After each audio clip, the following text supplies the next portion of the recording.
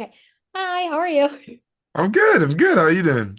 Doing great to start. So you play Charming, which when I was talking to everyone before, I said one of my favorite things about like Prince Charming and the lore is always that it's a quote from Into the Woods where he says, I was raised to be charming, not sincere. And so Yeah. that is like kind of the definition of what Prince Charming has always been. For you, what is the most fun about playing a character that has so much lore behind him, but still getting the chance to make him your own? Yeah, I think this is the thing. Like, I think that there are so many preconceptions and ideas about who Charming is Mhm. and what he represents. And for me, it was really important to kind of throw that away and really kind of listen to the words, and kind of read what has been given to me and delivering that in its most truthful form. And I think like that's what's so fun about this, right? I think I always find like 50% of the actor's job is to just read your lines and I kind of listen to that and do that well. And so the you know the gloriousness and the beauty of this show is that the writing is great and the world creation is great. The lore is there. When audience come to watch this, they come already with their thoughts and ideas. So they are asking to be surprised. And so how do you surprise them? By just playing honestly and truthfully to the scene and kind of seeing the twists and turns that kind of come through there. So yeah, that's sort of how I went around approaching that kind of take on Charming because it is very easy to fall down the trap of being like, okay, he's going to be like this. I'm going to read it like that. I'm going to do it this way. But actually, nah, just read your lines, mate. Just know what you're doing. Just read them. You got it. Well, Yeah. it's so funny because you said that, and I always like to ask, especially when you're doing a vocal performance, you guys don't have the ability to use, your physicality or your facial Mm. expressions. Like you have nothing other than your voice. So how does that approach kind of change, given that you're like, okay, I just got to read these lines and understand this character, but you only have your voice to kind of sell them. Yeah. So I would essentially say like, for me, it was the great thing about voice work and about kind of playing within the sort of voiceover space is the limitation of it. The fact that you don't have at your arsenal your face, your body, that kind of live action element. You only have your voice. So then with that, you can really focus and zero in on the music of it. And I think like there is something really powerful about voice communication, the feeling of being able to move someone or trigger something with your voice, with your words. And I think like that's always something that I enjoyed playing in, especially as an actor, just sort of leaning into that as a whole, because uh, it's like it's an instrument. So it's like, how do you play your instrument really well in this band? And I think that has been really, really key in this element as a whole. Man, I wanted to ask too, one of the things about this show that's fun is it goes back to the Grimm fairy tales a little bit more because we kind of have all been Disney pilled. And like a lot of these stories, like Into the Woods, for example, leans back into those kind of darker stories. And people are like, that's dark. It's like, well, that's what they were. How much fun is it for you to get to kind of lay in that world and tap into the less than favorable idea of these kind of, fairy tales and what they entail instead of leaning into Yeah. the like cookie cutter of it all? Oh, it's great. It's really good. It's good fun because again, it's I grew up with and this is the brilliance to why these tales are almost immortal Mm. because they evolve as you get older. They, like even like the tale of like Red Riding Hood, for example, is so as a kid you're reading, you see it from face value of what it is. As an adult, you see deeper and darker connotations to it. And it just evolves as it goes along. And I think that's the thing that I really enjoy about grim tales and fairy tales as a whole. It's like they evolve no matter who you are or where you are watching it. I know for a fact that when my daughter watches this, it's going to be a very different take to how I'm going to see it. And I think like that's exciting and really cool to talk about. So I think like there is, yeah, it's just great. Yeah, and for our last quick thing I want to ask, because I love that like we have like Puck, which is like famously a Midsummer Night kind of character, and like it's Mm, all about the whimsy. and then you have like these iconic fairy tale characters. What for you is like one either fairy tale or like the kind of whimsical Shakespearean character that you're like, you know what would be fun if the Sisters Grimm included a little thing about this character at some point, Yeah, what within the Shakespeare world? or just either Shakespeare or the fairy tale. Like, what is the one thing that you're like, I want to see this guy or this girl Oh, or this person? that's good. That's a good one. Um, I would like to see. I'm gonna pull from Shakespeare's sort of fantastical world, and I'm actually gonna pull from Oberon and kind of like where Mm. Oberon kind of plays. I think I'd love to see the King of the Fairies within this world. I think there is something again, and what that depicts, what that means, what that makes within this, because it's again, it's the element of responsibility, the element of pride and having to deal with the ego and wrestling with that as we go along. That could be really fascinating to see within this world as a whole, especially with again, you are stripping again, and this is something that I was thinking about with Prince Charming. With Prince Charming, he's gone from prince to mayor. Prince Mm. is very much a given. You kind of get that title, it's given to you, you can do whatever you want still. As mayor, you're an elected official. You have responsibility. So you're still in a leadership role, but there's a lot more responsibility there. Mhm. So what happens then when you strip that completely? This character who is used to one thing and not. And I think, yeah, bringing Oberon in and playing into the idea of like a King of Fairies kind of being stripped of that, that's really kind of fascinating as a whole. But yeah, that's where I would lean into. Well, I love it. Well, thank you so much for talking to me today. I really appreciate it. And I can't wait for everyone to get to experience the Sisters Grimm. Thank you. Thank you. What a great one. Bye. Bye. Hi, guys. How are you? Good. How Hi. are you? I'm doing great to start. I love the Grimm's fairy tales because it's just, they're so much darker than everyone always thinks. And for you guys, when you get to have a little bit more fun with something like this and you get to play with the Grimm stories while also kind of making up your own narrative and your own story with these two girls. What for you was the most exciting part about getting to bring those fairy tales to a new audience in your own kind of way? Well, I would say, the Brothers Grimm original stories are really collected from village women in the town that they lived in. They weren't really like authors per se. Um, but they did create something that has stood the test of time. And being able to play in that sandbox is pretty exciting to begin with. The challenge for me when writing the books was how do I put something fresh on something everybody knows?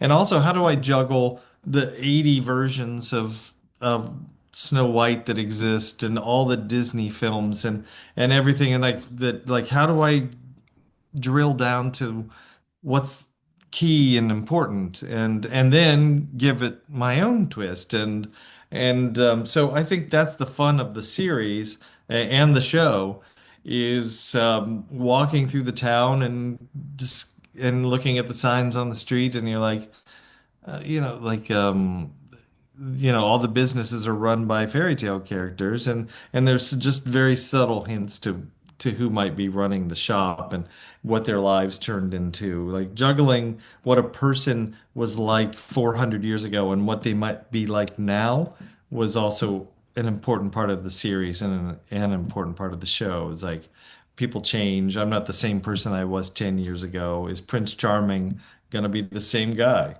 And sometimes the answer is no. Yeah, and I wanted to ask you guys too, obviously adaptation is always such a fascinating kind of thing, especially for you, Michael. Like you wrote the series and now you're adapting it's being adapted into its own television show.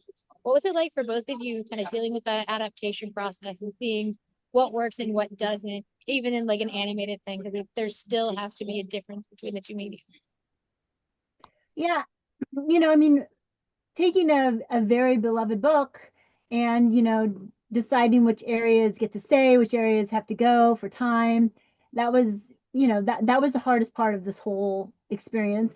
Um, and, trying to create, I started out with the theme of the series, and the theme is you get to write your own story. no matter what's happened. Because I think for each character, you know, Sabrina and Daphne have come from a place where their parents have been, ferreted away somewhere. They don't know where they are, if they're alive even.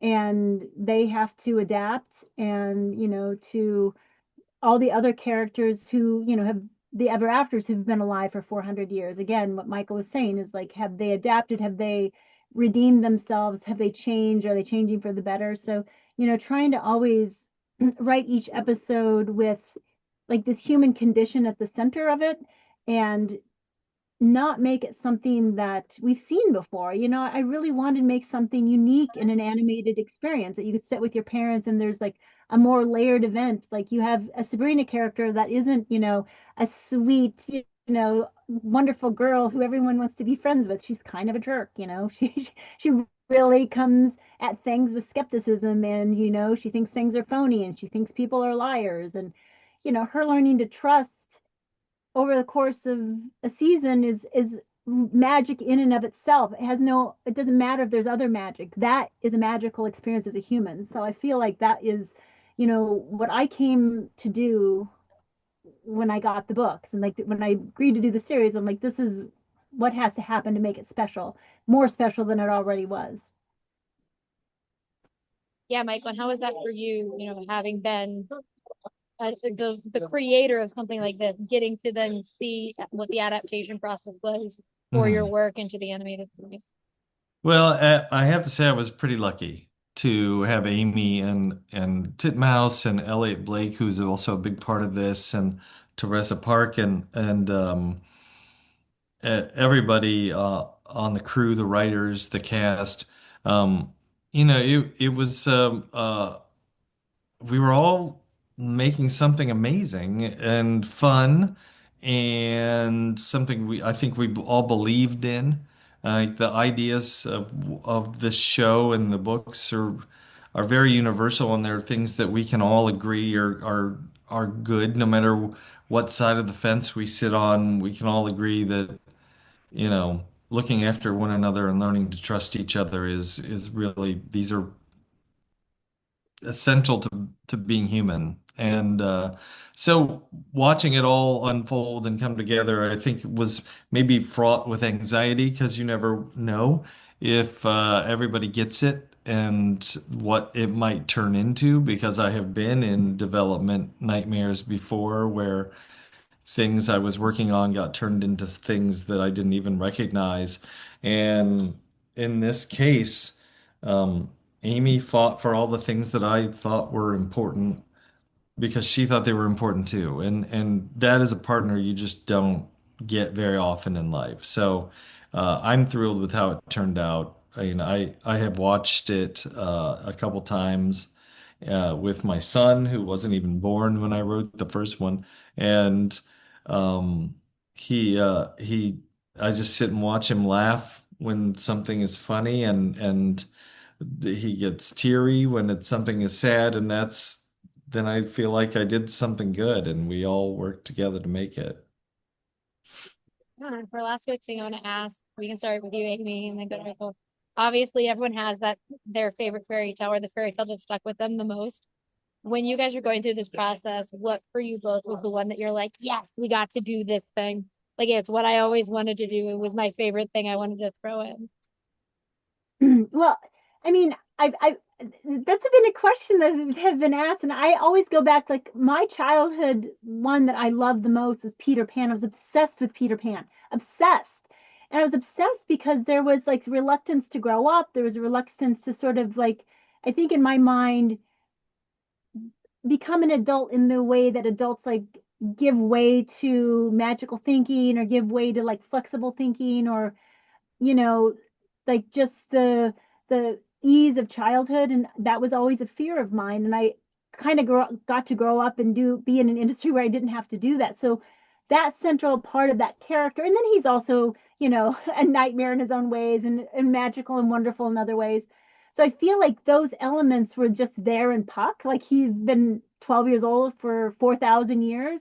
So I get to just do that with him. So I very quickly was like, oh, this Puck character is like, get out of my way. I can't wait to make him.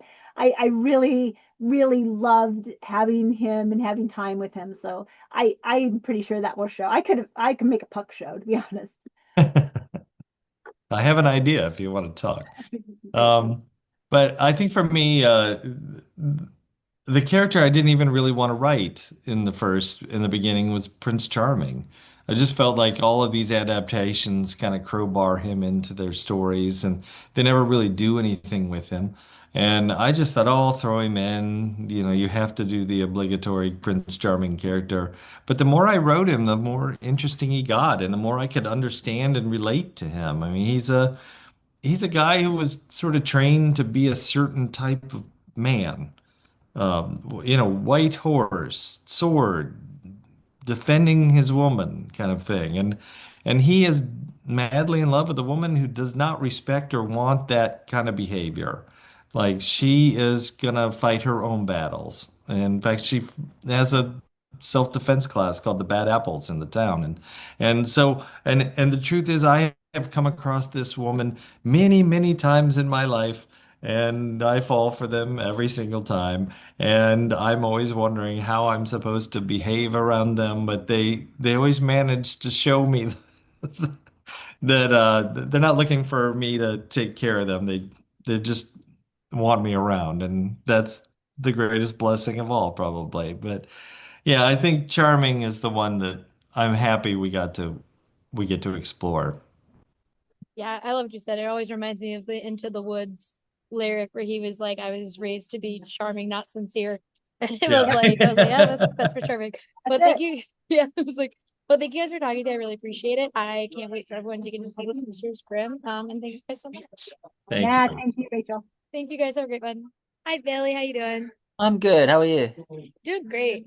Just start. One of my favorite things is everyone kind of knows that the fairy tales they know and love are a lot darker when you get into the Brothers Grimm, and I really like Yeah. that the show marries that with their own twist on the Brother Grimm stories and like the Yeah. new characters and things. For you, what was the most exciting part about joining something like that and getting to provide a new take on that for a new generation? Yeah, I think that was a massive part of as to why I've wanted to do this because I love nostalgia as much as the next person, and to see these characters just in a different setting is really great. I think that we see them in there's a lot of remakes of the things that we used to watch as children, right? And but this it's a remake, but it feels different. It just feels like the lens is just over here a little bit, and we're seeing the outside world of them, and it's like this is actually what they're really like.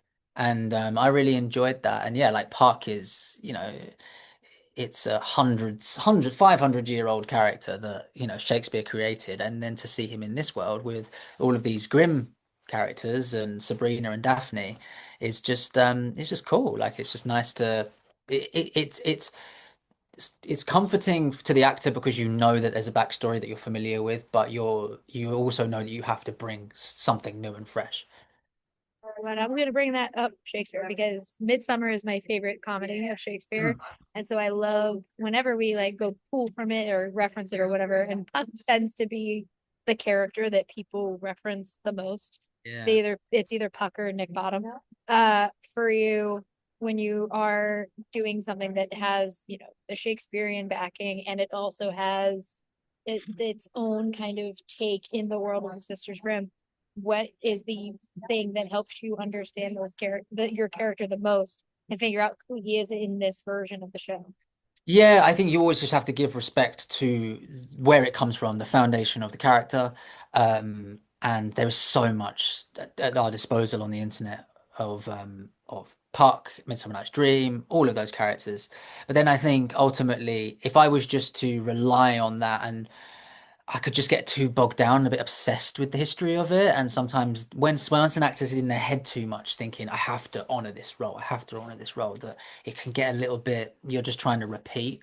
So I think that one thing that was really great about this role was that I knew all of that because I performed Midsummer Night's Dream. I didn't play Puck, I played Snout the Wall, a mechanical. I did it at drama school. But I knew that I had to just bring also myself to this character and the 12-year-old me, and I had to just do a lot of remembering and references of that. And I found that actually I'm not as dissimilar to the 12-year-old me. I'm still the same, you know. I'm 31, but I'm still probably about 12. It's right. I'm 33. It doesn't change in a It few doesn't years change. either. It Still the doesn't. same. Well, and I wanted to ask too, voice acting is a completely different ballgame than every other kind of acting because you are only reliant on your voice and you have to convey all these different emotions and thoughts and feelings through just words. And you don't get to rely on like your facial expressions or your body language or any of that. What for you was the biggest challenge of bringing a character like Puck to life with just having your voice as your kind of tool?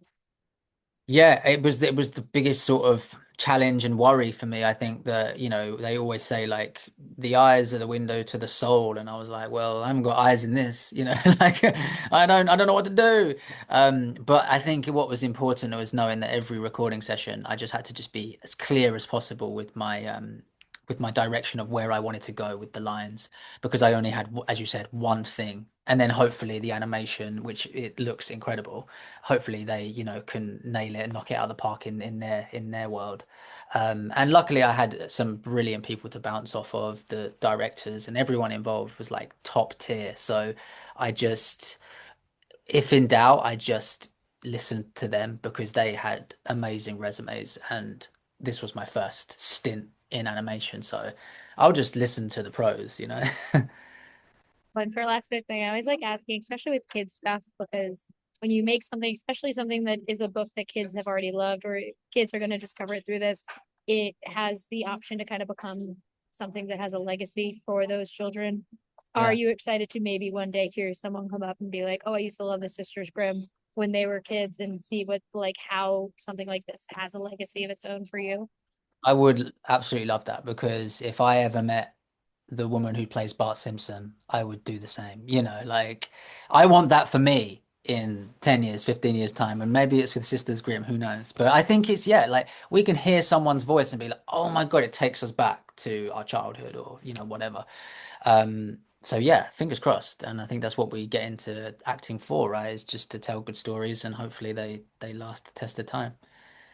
Yeah, that's why millennials still cry when they see Steve from Blue's Clues. We're like, "That's Steve." That's the guy. That is That's our the guy. guy, man. Protect him. Well, thank you so much for talking with me. I can't wait for everyone to get to see the Sisters Grimm. Thank you, Rachel.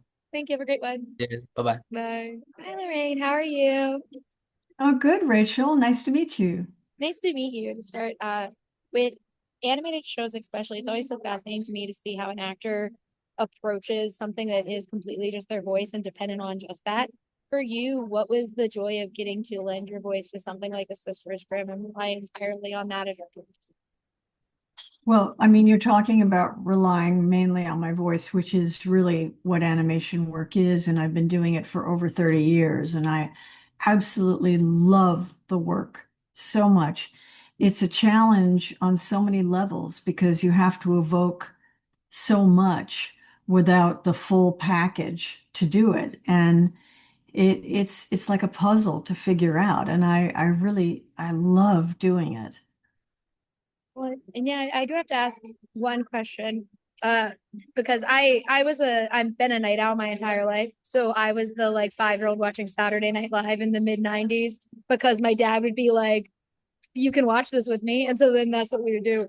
And Oh, so wow. when you watch like sketch comedy or improv comedy or any kind of things like that, it is always so fascinating to then see how that applies to a more scripted front. For you, what is the joy of like getting to work completely on a script while also getting to rely on your comedy background? If they have that, have some fun and tell me like what do you want to do with this take kind of approach to directing? I love that question. It really is about, it's like a painting. There is a canvas. There even may be a very faint portrait, but you get to imbue it with all the different shades and colors that you bring to it that occur to you because of the material, because of what's already there. And that is a wonderfully, it is a really fun creative process. And for you, one of my favorite things about the show is that it marriages a lot of different kind of things. Like we obviously know fairy tales, we know the brother the Brothers Grimm were a lot darker than the fairy tales we were often taught. We Oh also have yeah. Shakespeare references in it, and there's a lot of different kind of storytelling all coming together. When you're in something like that, how exciting is it for you to kind of see how all of those elements end up playing together in the final product? It is exciting, especially when it takes from different sources of style and era and content, so that it can educate. It has the opportunity to educate. There's so many like sayings that people don't know the origin of them. It's things like that you get to learn, kill two birds with one stone. I mean, not that it's in the show, but it's like you find out, the origin of some of this stuff, and, the origin of the Grimm fairy tales versus what has been done with them on this show. Yeah, and I also wanted to ask you, you are somebody who has a legacy already. Like people like think of you and they think of your comedy work and they think of things you've done in the past. But when you do shows and things that are geared towards children, that's an entirely new kind of legacy, because that means that someday, 10, 20 years down the line, some kid will come up and be like, hey, I watched the Sisters Grimm when I was a little kid. How for you does stuff like that impact you as somebody who has had that with their career already, going into a new show geared towards a younger audience who can have that connection to it? It's really meaningful to me if I do like a panel somewhere, and for instance, someone will mention As Told by Ginger, and there's like this big in the audience because they watched it when they were tweens, so it's really meaningful to them. But also, on the other hand, it's like I have friends like, Rob Paulson, and, he talks about how, he's the voice of Pinky and Pinky and the Brain, and, Animaniacs and Tiny Toons and all this stuff. And like, some adult will recognize him and say to his, hey, that's the voice of so and so. It's like, no, he's not, and then he'll do the voice, and it's like, no, the kids don't want to know that there's a person behind those voices. So it's kind of two different things. Yeah, my niece is obsessed with, well, she was, now she's 5, but when she was really little, loved Winnie the Pooh. And so Jim Cummings was like coming to a convention. And so they took her and she was like, that's not Winnie the Pooh. And they had to like Yeah, literally yeah. hold up a doll. And then we saw some guy dressed like Winnie the Pooh and she was like, Winnie. And we're like, are you kidding me? You were just talking. It's like, look at my resume. Come on. We were like, we were just talking. You saw some kid in a pajama set. But for our last segment, what are you most excited about with people? Because I know this is an adaptation. People do know the story. But what are you excited for new audiences to get to experience when they get to see the Sisters? I think new audiences will see it as a completely unique and original entity unto its own. And it has its own voice style. The characters are really hilarious and scary and wonderful and a bunch of jerks. And, it has everything, but it's a world that I don't think we've seen before in animation. 100% agree. And thank you so much for talking with me today. It truly is an honor, and I can't wait for everyone to get to see the Sisters. Thanks, Rachel. Really a Thank pleasure you. talking to you. Have a great one. You Bye. too.